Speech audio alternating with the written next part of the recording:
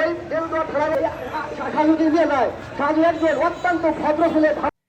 টাঙ্গাইলে কোটি কোটি টাকা হাতিয়ে নেওয়ার অভিযোগ উঠেছে সোনিয়া ফাউন্ডেশনের স্বত্বাধিকারী সোনিয়া নামে এক মহিলার বিরুদ্ধে। রবিবার 16 মার্চ দুপুরে টাঙ্গাইল প্রেস ক্লাবের সামনে 2 ঘণ্টা ব্যাপী এ মানববন্ধন কর্মসূচি পালন করে ভুক্তভোগীরা।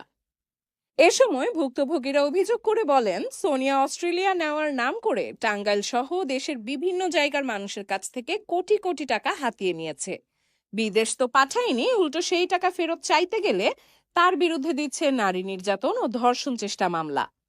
তার সহযোগী হিসেবে কাজ করছে তারই ভাগ্নি জান্নাত আক্তার। ইতোমধ্যে মিথ্যা ধর্ষণ চেষ্টা মামলায় সাজু নামে একজনকে মামলা দিয়ে কারাগারে প্রেরণ করা হয়েছে। বাকি পাওনাদাররা জানের ভয়ে পালিয়ে বেড়াচ্ছে। এইসব প্রতারণা মামলা ও সোনিয়ার দ্বারা হয়রানির বিচার দাবি করে মানববন্ধন করে তারা।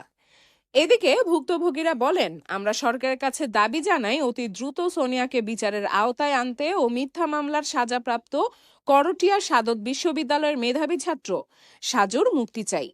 তা না হলে আরো শত শত পরিবার সোনিয়ার দ্বারা প্রতারণার শিকার হবে।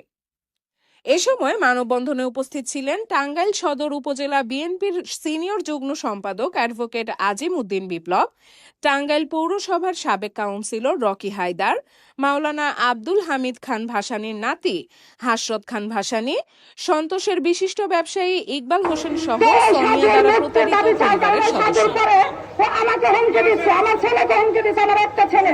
আপনাদেরকে জানিয়ে রাখি, আমার এই সাজুর মতো আমার ছেলে বা আমার ভাই, আমার ভাতিজা, আমার পরিবারের কাজ যদি কারো এরকম হয়, তাহলে ওই 5 জনকে টার্গেট করছে।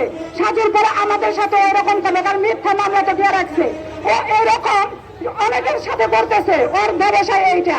ও এরকম করে ধান্দামি করে, আমি মহিলা, ও আমার সাথে প্রতারণা করতেছে। আমার বিভিন্ন ছবি ফেসবুকে ভাইরাল করে দিয়ে ব্ল্যাকমেল করতেছে, আমার সম্মান হানি করতেছে, সমাজের চোখে আমাকে খারাপ বানাইতেছে। সাংবাদিক আলমগীর বাইরে দিয়ে একটা প্রতিবেদন করেছিলাম, সে প্রতিবেদন করাতে ও আবার খুরশেদ আলম ভাইকে গাড়িতে নিয়ে একটা রিপোর্ট করাইছে, সম্পূর্ণ মিথ্যা। ও বলছে সেখানে আমি নাকি ওর বোনের কাছ থেকে টাকা নিছি, ওর বোনের কাছ থেকে টাকা নিছি, আমার নামে মিথ্যা একটা ইস্তেমা বলে বানাইছে, সেটা ও স্বীকারোক্তি দিছে। অবিলম্বে চাই যে ওর বিচার হোক। জান্নাতের স্বামীর বাড়ি এলাকা বললি, আপনারা যাই দেখেন এই জান্নাত কত মানুষের সাথে প্রতারণা করছে, কত মানুষের কাছে টাকা নিছে, তাদের বিজনেস এরকম। আমরা চাই এই সোনিয়ার ফাঁসি হোক। এরকম মানুষ যদি দুনিয়ার বুকে থাকে আরো অনেক মানুষের বুক খালি হবে। এই মিথ্যা মামলায় মানুষ হয়রানি হবে, মানুষ শান্তিতে থাকতে পারবেন। চাই আমরা আপনারা পাশে থেকে এটার বিচার জীবন যাপন করবে। সাজুর পাশে আপনারা সবাই থেকে আমাদের পাশে থাকবেন, সাজুর পাশে থাকবেন। আসসালামু আলাইকুম। ভাই, ও একজন নিরপরাধ এবং অত্যন্ত ভদ্র একটা ছেলে। এই মহিলা সাজুকে মিথ্যা কথা বলে অস্ট্রেলিয়ার নাম করে টাকা নিয়ে সাজুকে ফাঁসাইয়ে ওর জেলখানায় পাঠানোর ব্যবস্থা করছে। আমরা এই মহিলার ফাঁসি চাই আর সাজুর অনতিবিলম্বে মুক্তি চাই।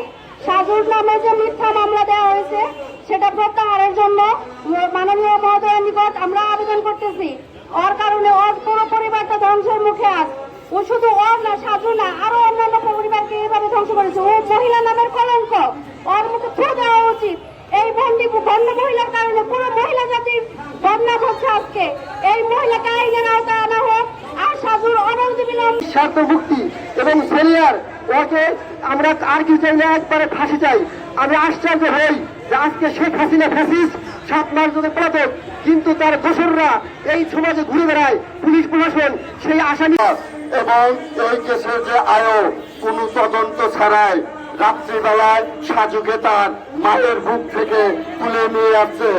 আমাদের দেশে কি এখন আমরা বৈষম্য শিকার হব? আমরা স্বরাষ্ট্র উপদেষ্টা এবং প্রধান উপদেষ্টার দৃষ্টি আকর্ষণ করছি, বিগত সরকারের সেই পেটে এই সোনিয়া হাজার হাজার মানুষের কাছ থেকে লক্ষ লক্ষ টাকা নিয়েছে বিদেশ যাওয়ার কথা বলে। হাজার হাজার মাকে, তার সন্তানকে মিথ্যা মামলায় জর্জরিত করে থানা পুলিশ দিয়ে হয়রানি করেছে।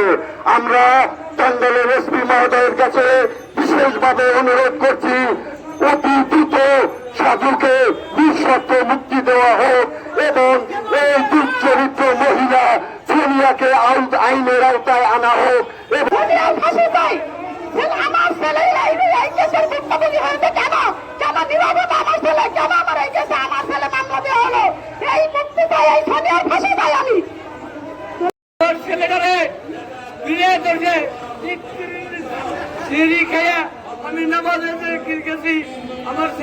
সাথে খানা খাইছে খায় না অন্যায় অসুখ 3 দিন সব ছেলে মিলে রক্ত দেয় যখন পরিবর্তনে ছেলেরা নামাজ যায় খায় না হয়ে বসে অসুখ দেয়া পুলিশ দেয়া বিনা দোষে দেয়া ঘরে তৈরি নেয়া জানাই নিছে। চ্যালেঞ্জিং অনেক তথ্যগুলো আমরা তুলে নিয়ে আসি।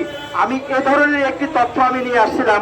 আমার পাশে যে রোজিনা নামের কিছুক্ষণ আগে যে মেয়েটি বক্তব্য দিলেন যে রোজিনা এবং বাবু মিলে 22 লক্ষ টাকা অস্ট্রেলিয়ার কথা বলে তারে দিয়েছেন।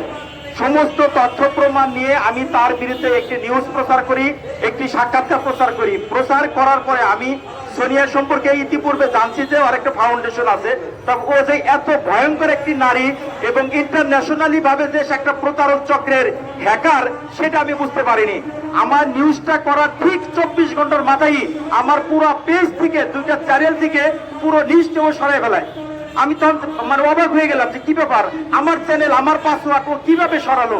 পরবর্তীতে আমি এক্সপার্ট নিয়ে এসে ঘাটাঘাটি করে দেখি যে একটি মেল থেকে সোনিয়ার নামে যতগুলো ভিডিও আসলো নিউজ ছিল সমস্ত নিউজও এখান থেকে সরিয়ে দিয়েছে।